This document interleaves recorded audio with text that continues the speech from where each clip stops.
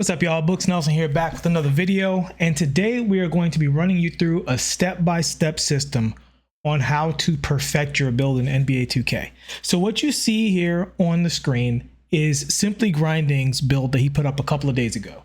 This is a good build, objectively speaking. It can shoot, it can dunk a little bit, passes great, defends well, good build. However, with my point shaving system, you can make this build way better. However, we did make a video about the point shaving system, but now that I know more about the builder, we can talk about how to specifically and surgically use the point shaving system to make your build better. So in a nutshell, the point shaving system is simply you take an attribute like this at 96 and you lower it and you add those points elsewhere. So you get 5 attribute points in your first cap breaker. The first cap breaker is pretty easy to get to. Several people are at starter 4 already, and you get this at starter 3. So even if you're not a super hardcore player, probably by Halloween, even if you're relatively like just play sometimes, you'll be coming up on those cap breakers if you're playing a bunch, especially considering they have the 1.5 rep like arm sleeves from the season pass. So it's easier to get to that than it was last year, I believe. So anyway, now the simplified version is you chop off those points, put them in the rest of your build. So we see here, objectively speaking, the build doesn't have standing dunk. That's flat out bad. Just by lowering those points, I max out where standing dunk needs to be much better, right? Another thing I would say about the build is you could raise the pass act. Take something like speed with ball, right? So, I mean, we actually get the speed with ball ideally where we need it to be. And with the shooting, you can hold on to 93 3-point shot until you get those cap breakers later on. And now the build is just flat out better, right? The build has standing dunk now, which is really a great thing to have in this game. And also you get, what did we put up? You get the better dribbles from the very beginning, and you get that Hall of Fame lightning launch just from doing that, which you can put to legend now that you've got to that Hall of Fame badge. Okay. But that's not a full-on step-by-step. But before we go to the step-by-step, I want to be very detailed about the point shaving system. So let's clear this out, because we're not making Simply Grinding's build. But when we put this up to 96, right? Look at everything that goes up. So that close shot goes to 71. So now if I bring this to 93, how much can I reduce that close shot? Okay, the close shot reduces the mid-range, which is good. How much can we get away with that? Because we don't need that mid-range to be that high. I can tell you straight up, the mid-range is pretty easy this year. I don't think you need higher than an 83 mid-range to be really successful. And if you're shooting with the rhythm stick in the mid-range, it's very, very strong. So those points right there are points we didn't just save from shaving the 3-pointer, but from the attributes that the 3-pointer raised. Now, if we went and made the rest of this build, we would also be getting there. Now, you could look at the ball handle and say, well, why not shave down the ball handle? Because ideally, you want the build to be as finished as possible on your way there. You don't want to suffer on your way to the starter 3, right? You want a good build on the way to starter 3 that turns into a great build, not a decent build that turns into a great build. I think that's something you can do, but I think that's a harder road when you could, just make a really good build and then remake a build like that. There are builds that you can come up with that are based on having the 5 extra attribute points that you would make. Anyway, moving on. I think this is the strongest way to approach this idea. So the first thing you want to do when making, so that's the point shaving method, is basically you pick one attribute that you want to be strong. Because the thing is, let's say you started to make this build and you intentionally made it to be a 93. Let me show you a mistake you can make when doing that. So in past years, you would say, okay, I want it to be a 93 3-pointer. So I'm going to take the wingspan and put it as big as it can possibly be, right? Because a wider wingspan is the best. In fact, you might even be looking at your wingspan and going, I want to be a good defender. Maybe I'll go 6'9" and only get a 92. But in this situation, you have no headroom for the 93, right? Or for the 96. You want that headroom in your peak attributes. So now let's just run down a step-by-step system. So step number one is you pick the kind of build that you're looking to make, right? So whatever kind of build you're trying to make, doesn't matter. Just pick the build and you're good to go. Okay, so we'll stick with the point guard here, but we can do this with any build in the game. So you pick your build, the kind of build you want to make. So you want to make a build that's really strong in three-point shooting and is also well-rounded in other areas. Cool. So when you're on this screen, you want to make sure you have the headroom for that three-point shooting. So this screen becomes much more important because your potential is more important now, right? So you're targeting that potential because even though you're not spending those points, you need that space on your attributes in order to make the build great later on, in order to gain that headroom. So that's number one. You pick the kind of build and then you leave the headroom for those peak attributes. Point number two, pick a peak attribute. Yes, can you make builds this year, and we'll do one real quick, that everything is just like solid, like everything is mid, and have the build be good? So say you can get more, let's just put basically everything to 85, right? You can just put everything to 85 and say my build can do a bit of everything, right? Just 85s all down the line, and that feels really good. But the problem is, right, when you go to the attribute caps and you start doing that point shaving method, right, you're missing out on the value of those caps, right? Like this build looks pretty good, except for the fact that this build has no headroom. This build has no peak powers, not just in this screen, but when those attribute caps come in. So for instance, if I'm making this build, and let's say I have 5 attribute cap points from here that I'm gonna put, and let's, you know, we'll finish this up with speed and everything else, right? So say I'm going to have 5 attribute points that I'm going to put into this build. And I go, okay, well, I'm going to put some into, I'm going to put say 3 into my shooting because I didn't pick the headroom. So I max at 92. Maybe I'll put some in steel. That's a good one, right? So I'll put another couple in steel. That's 2 in steel. And maybe I'll come back later and get that steel to 91 in the second attribute cap. Okay. But the problem is, look at how much these ratings are worth. They're not worth, they're not moving my overall. Now, watch what happens when I move my overall in these upper ranges, right? You want the 5 attribute caps that you're putting back into your character to be as expensive as possible, because that means the build is as good as possible. Each of these is moving this 1, 2, 3 points up, right? That's what you want. That's what you want your cap breakers to do. You want your cap breakers to be worth their maximum value. And if your whole build is just average across the board, your cap breakers are not at maximum value.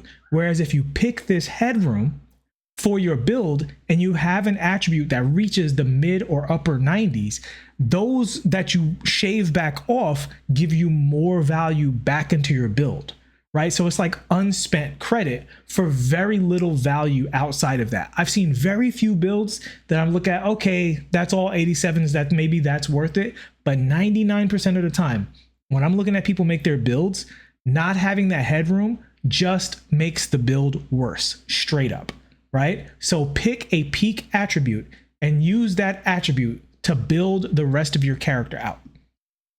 Now, there are other things to talk about when making these builds. So long story short, you want to have the rest of your attributes be close to a threshold, right? So say my peak power is right about here at 93, right? Whether you go 92 or 93 is really important because of the rest of your attributes, right? So say, let's say we're going to, what's a good one? Let's say pass accuracy, right? So say I'm going to get my pass accuracy to 83, right? 84 and 85 are pretty expensive. You see that? It's moving my build up. So now I'm planning maybe 2 here and then 2 here, or maybe 3 here and 2 here for my cap breakers. And when I get here, I'm going to get bailout. So maybe I'll say, okay, I can live without bailout for 3 weeks, a month, or however long it's going to take you based on how often you play to get to that next level, but I'm going to get bailout later on because I'm in, reaching distance of bailout. So that's what it is about your non-peak attributes. You want to be either at a good threshold or within reaching distance of a good threshold. And certain badges are way better than others, right? So bailout, obviously a fantastic badge. Versatile visionary, also a really, really great badge, right? So let's take a look at that. 89 pass act. So maybe if I'm angling towards that and I want to get that on gold, and I want to use, say, maybe I want to use my my +1 on that for the season. So maybe I get it to right here. And so that's 2 for that, then -3 for that. And maybe this is where I'm shaving my points from.